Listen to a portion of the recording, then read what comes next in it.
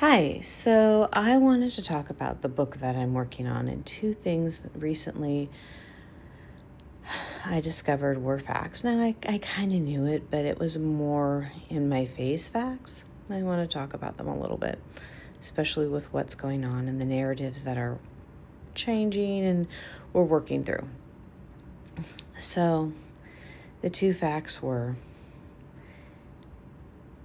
most out of dark personalities, most men are the dark personalities. The higher statistics are around men being the dark personalities than women, as sad as that is to say.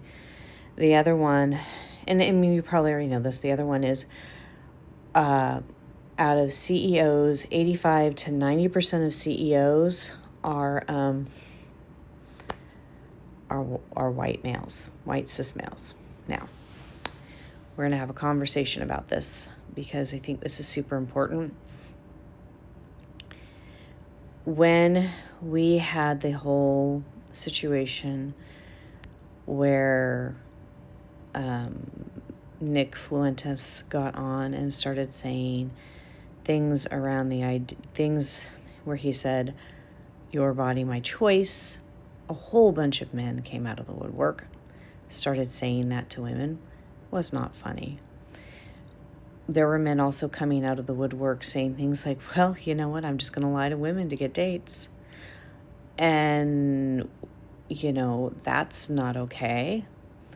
And so it puts women in a very sticky situation. There's a lot of times what will happen is they'll just say, "Oh, well, you're just crazy." So there's a lot of deflecting going on. That's one thing I really wanted to address. So we want healthy belonging. We want healthy society. We've got to start working on some of these things. We've got to start talking about some of these things. This is one of the reasons why I'm writing this book. Why do men tend to go down that path more than women do? And it's something to look at. The other thing I want to talk about, the CEO thing. Now, why the CEO? Because of what happened recently. A CEO of a major insurance company was shot. I think it was about a couple weeks ago. Now, I want to go into the cis white male. First of all, if 85 to 90% of all CEOs are white male, we're going to talk about this. That's not the population, because if it was 85 to 90% all white male were our population, I'd be like, oh, okay. That's not giving opportunity and equity to everyone. It's not one gender, one race gets all the toys. It needs to be equity. This is where we start to have problems in our society over wealth. And people then go, well, I don't want everyone to have a fair wage because I'm the 1%, so I don't want everyone to have equal access. Well, that's not okay. Or I don't want to have to pay more taxes, and you guys can all share the burden of that's not okay. The other thing that happens is a lot of times these males they'll experience life things, but they're not experiencing things along the lines of disability.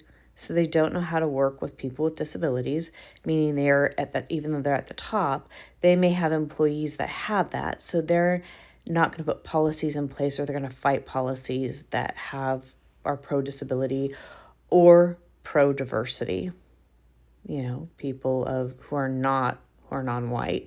So that's going to be a factor that goes into place. So that makes it even harder for people who are non-white and who have a disability to work or get their insurance needs met if they're in an insurance company.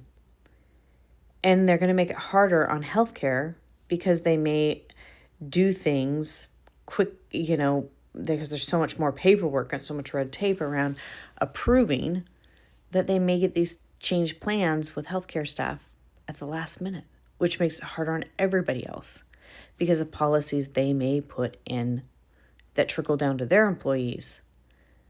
Do you kind of get where I'm going? So because of lack of diversity, it's making it harder on other people. And then people get mad when things start getting denied. because this person up on this pedestal doesn't understand what the average people are needing. That's why we need more diversity. So, are they dark personalities? I'm not saying that all CEOs that are white cis males are dark personalities. I am not saying that. I'm also not saying that all males are dark personalities, or that because you were born male, you're going to be more predispositioned to have a dark personality. I'm not saying that either. However, what I am saying is we need to look at the equity piece.